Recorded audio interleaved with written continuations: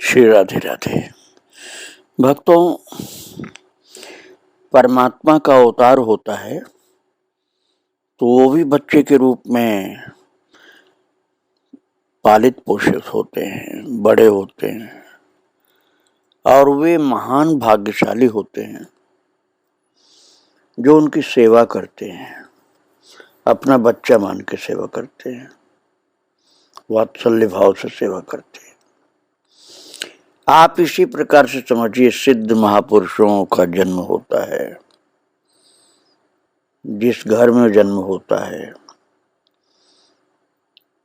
जो माता पिता उनके होते हैं, वो साधारण व्यक्ति नहीं होते, बहुत भाग्यशाली होते हैं। उनके द्वारा एक संत की सेवा होती है और वो संत की सेवा निष्काम भाव से करते हैं, क्योंकि उनको यही नहीं ध्यान रहता कि ये संत हैं, वो तो बच्चा मान के सेवा करते हैं।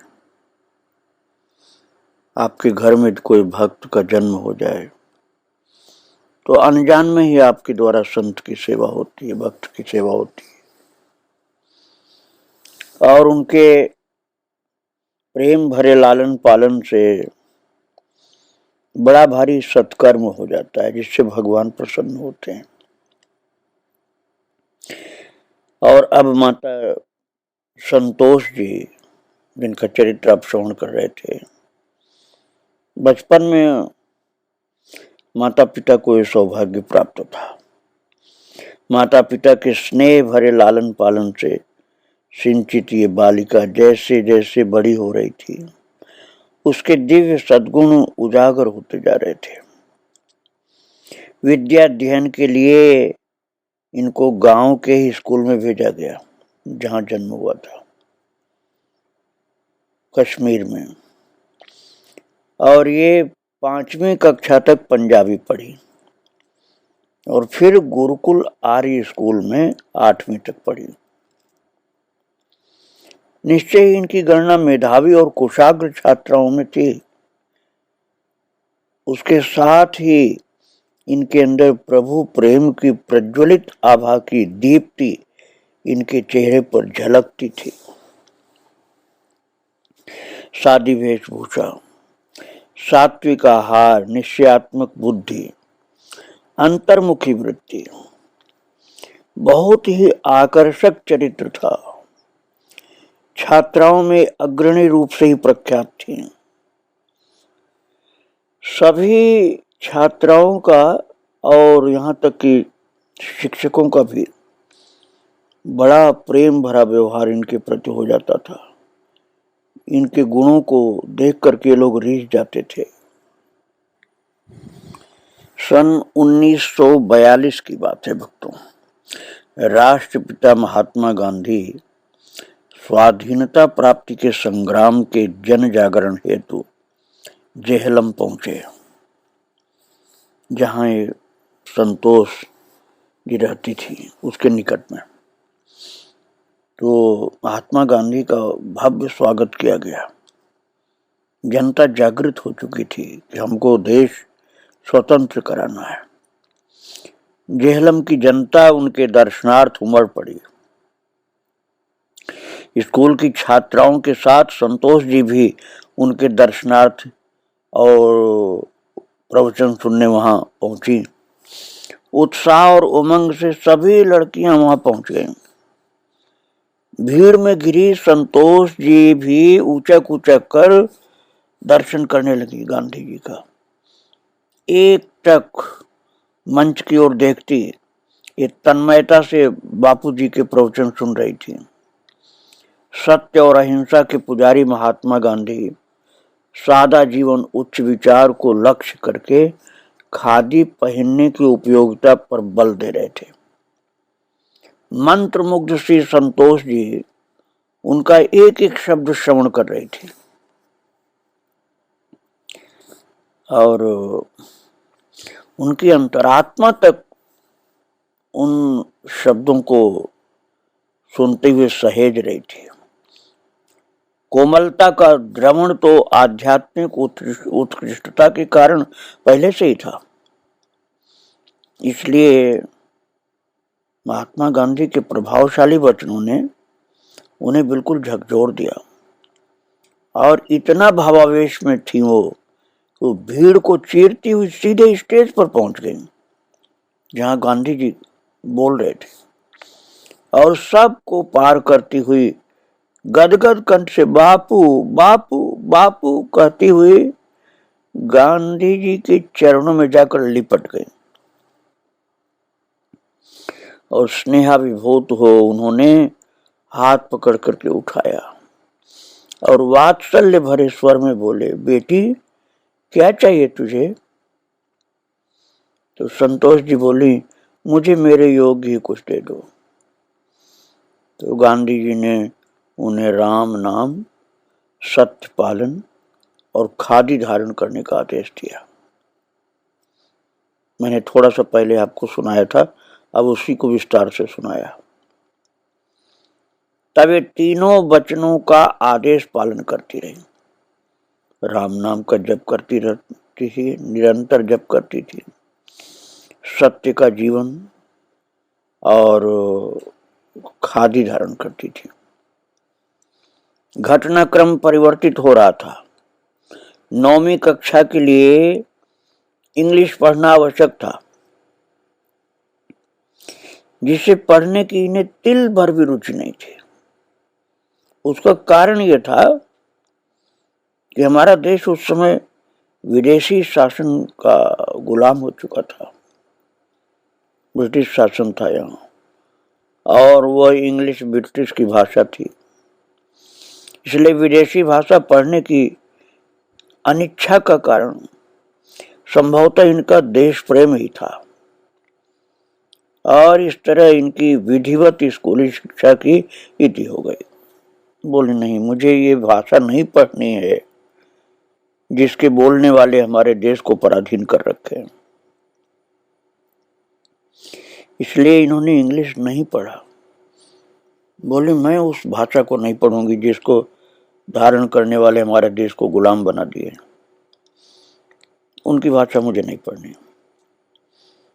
वैसे भी आप जगत में अध्यात्म की जिन ऊंचाइयों की उड़ान भरने आई थी, उस साम्राज्य में गहराई तक डूबने के लिए किन्हीं विद्यालयों की डिग्रियों की आवश्यकता भी उनको नहीं थी, पर उनको पढ़ने का शौक बहुत था, जो इनके जीवन में अंत तक देखने को मिला। मेधा शक्ति इतनी थी संतोष जी की कि भक्ति पथ के सभी संप्रदायों के ग्रंथों में अद्भुत गम्यता थी इनकी।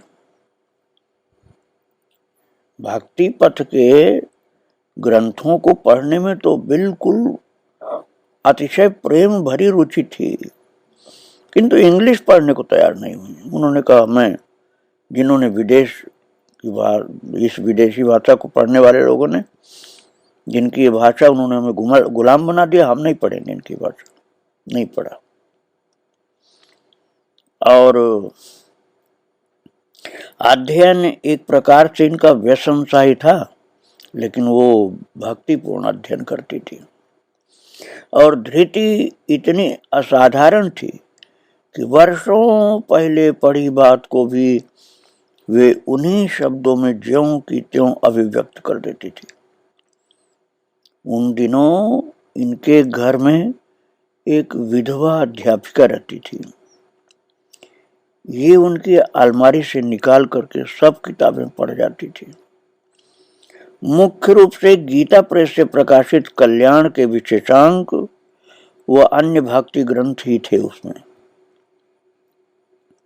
इस तरह इनके मन में पूज्य श्री हनुमान प्रसाद जी पोद्दार महाराज, जिनको भाई जी कहा जाता है, उनके लिए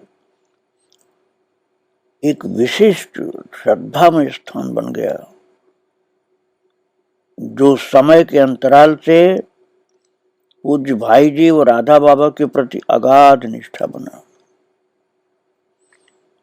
चरित्र गठन और अध्यात्म की नींव सुदृढ़ करने वाले उस साहित्य को इन्होंने मात्र रुचि से पढ़ाई नहीं, अपने जीवन में पूर्णतया आत्मसात कर लिया था। करुणा, दया, त्याग, वैराग्य और सेवा की एक प्रतिमूर्ति ही थी। महाराज संतोष जी जेहलम में जिस मोहल्ले में रहती थी उसमें मुस्लिम लोग ज्यादा थे। इनके पिताजी के एक मित्र थे जिन्हें चाचा कह करके पुकारती थी। वे भी इनसे बहुत स्नेह रखते थे, पर प्रभु पथ से विमुख थे, अवगुणों से भरा जीवन व्यतीत कर रहे थे। जब बीमारियों ने आ घेरा और सबको उनकी अलविदा का आभास सा होने लगा, तो सभी संबंधी पलायन सा करने लगे। और संतोष जी उस समय मात्र 13-14 वर्ष की बालिका थी। अपने स्नेही चाचा को मरणासन देख करके उनका मन करुणा से भर गया और उनके उद्धार का संकल्प सा करके उनका शीश अपने अंक में धर लिया और उन्हें मुक्ति दिलाने को प्रयासरत हो गई। अब आप सोचिए, वो वास्तविक चाचा नहीं थे, वो तो उनके मोहल्ले में एक मुसलमान थे। वो चाचा कहती थी, यद्यपि वो बहुत पवित्र जीवन उनका नहीं था, लेकिन चाचा कहती थी, बचपन से उनको देखा था, जन्म से ही देखा था। तो उनकी मरणासन्न दशा देख करके इनके मन में आया कि इनको मुक्ति दिलाना है, बहुत दुख पा रहे हैं। बिल्कुल ममतामयी जननी सा प्यार उड़ेलती हुई संतोष जी बार बार उनसे भगवान का नाम लेने का आग्रह करने लगी। बार बार कहती थी, चाचा राम राम बोलो, राम राम तुमको नहीं बोलना हो तो अपने मजहब के अनुसार ही भगवान का नाम बोलो। पर महाराज, जिसने जिंदगी भर प्रभु को याद किया हो, हर पल हर सुमिरन में बिताया हो, हर सुमिरन में बिताया है जिंदगी को, तो उनके मुख से भी अंत समय भगवान का नाम बड़ी मुश्किल से ही निकलता है। सब किसी को नहीं निकलता भगवान का नाम आखिरी में। और ये तो नास्तिक था, मुसलमान। हाँ, ये कन्या चाचा बोलती थी इनको, भगवान से कोई मतलब इनका नहीं था, फिर कैसे भगवान का नाम बोल लेती। तो महाराज कन्या इस संतोष के हृदय में इतनी ज्यादा आकुलाहट सी हुई कि ये मर जाएगा, कहीं इसकी गति न खराब हो जाए, इसलिए जोड़ती हुई जोर जोर से कह उठी, चाचा बोल, चाचा बोल, राम राम बोल, राम राम बोल, चाहे अल्लाह बोल, तू अल्लाह बोल तब भी तेरा उद्धार हो जाएगा, भगवान मान के बोलना। उधर वह अंतिम सांसें ले रहा था, इधर संतोष जी अपनी बुलंद आवाज से राम नाम की धुन लगा दी थी और उसकी वृत्ति प्रभु की ओर लगाने में संलग्न थी। पूरा वातावरण राम नाम से गुंजायमान सा होने लगा, क्योंकि संतोष जी को राम नाम में अपार श्रद्धा थी। श्रद्धा तो उनको पहले से थी, और अब महात्मा गांधी ने राम नाम उनको दिया था, उससे श्रद्धा और बढ़ गई। भक्तों, राम नाम की धुन बांध दिया उन्होंने, और भक्तों क्या सुखद आश्चर्य, जैसे ही इन्होंने गंगा जल उनके मुंह में डाला, एक संत थी ना, आप मजहब पर मत जाना कि इन्होंने उस मजहब के ऊपर ऐसी कृपा क्यों, मजहब पर नहीं, ये तो जिनको चाचा बोली थी उनका उद्धार करना था इनको। और वो किस मजहब का आदमी है, किस जाति का, इससे मतलब इनको नहीं था। सहज दया थी इनके मन में, और राम नाम की धुन बांध दिया। जैसे ही गंगा जल उनके मुंह में डाला, राम बोली बस उसी समय वो मरता हुआ मुसलमान राम राम अंत समय में 2-3 बार बोल करके और तब शरीर त्याग कर दिया। इतनी बड़ी संत की कृपा हुई भक्तों। उसका जीवन कैसा था मैं इस विषय में नहीं जा रहा हूं। मैं तो उस भाग्य की ओर देख रहा हूं कि उस व्यक्ति को मरने के टाइम उसके सिर को छूती हुई महान सिद्ध संत संतोष माता ने राम नाम का निरंतर जप करके सुनाया जोर जोर से, और अंत में राम बुलवा लिया।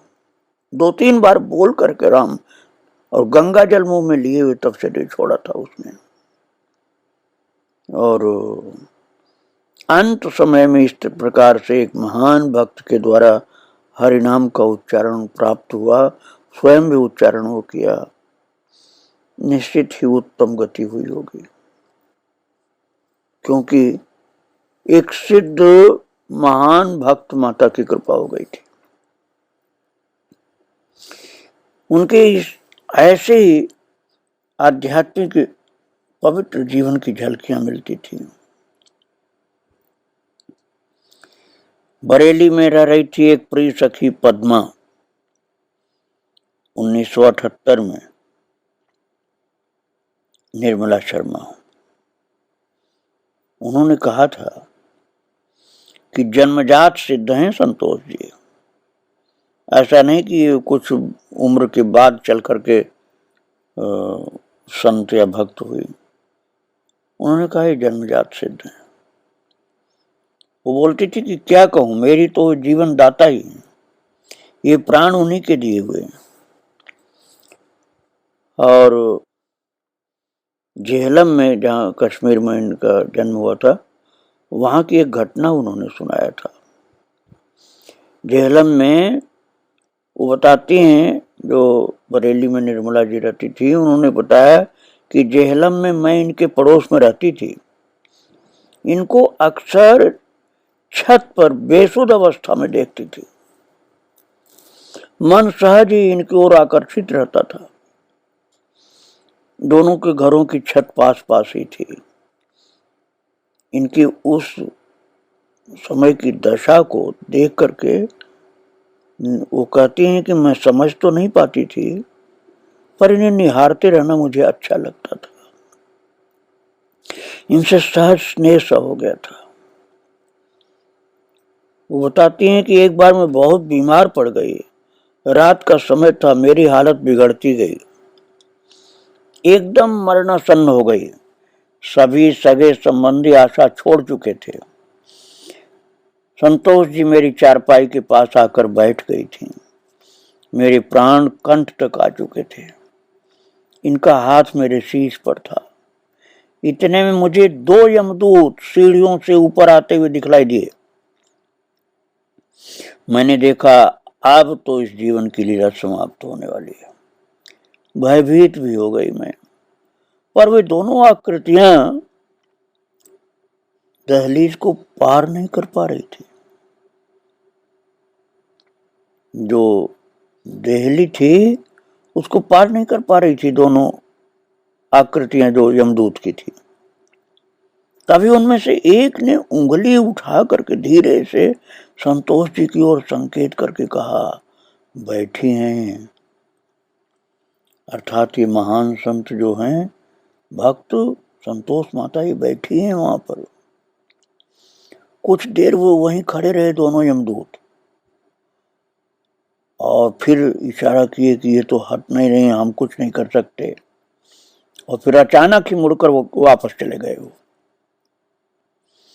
उसके बाद वो स्वस्थ हो गई, और थोड़ी देर बाद उनको नींद आ गई। और इस प्रकार की अपने जीवन की घटना बतलाई थी, और बताया कि मेरे ऊपर तो महान उपकार इन्होंने किया।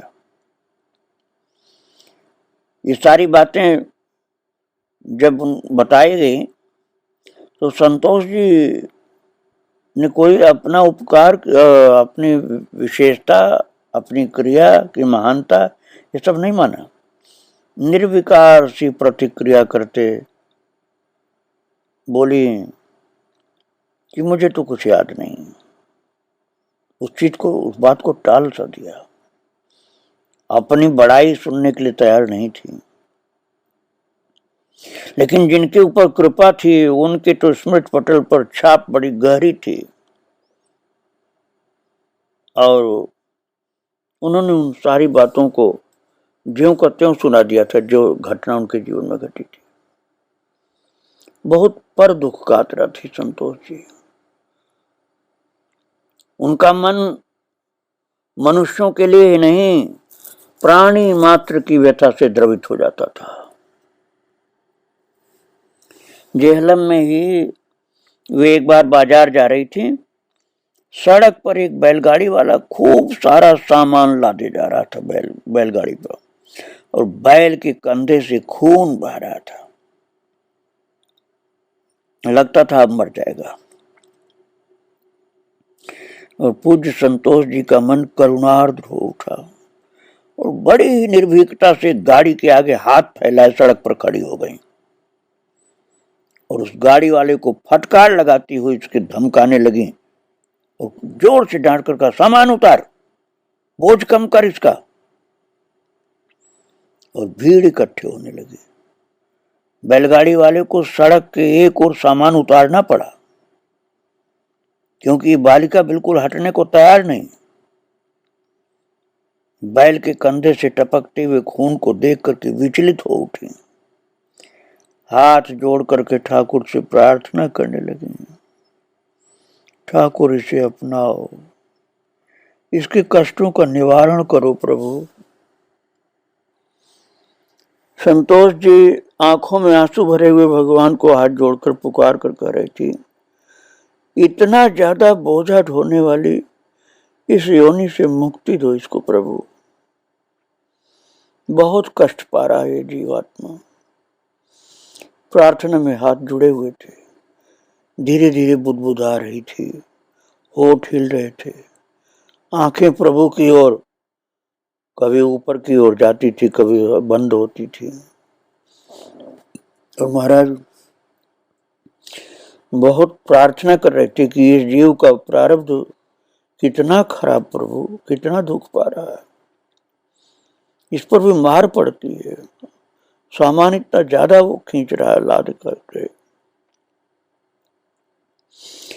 और भगवान की ओर तार ऐसा जुड़ा हुआ था इनका कि प्रेम विह्वल थी और उस बैल की मुक्ति के लिए भगवान से प्रार्थना कर रही थी। सब लोग आश्चर्य से मुग्ध हुए इस बालिका को देख रहे थे और कुछ ही क्षणों में बैल शांति से बैठ करके आंखें बंद करके जमीन पर अपना मुंह रख दिया और उसकी लीला समाप्त हो गई।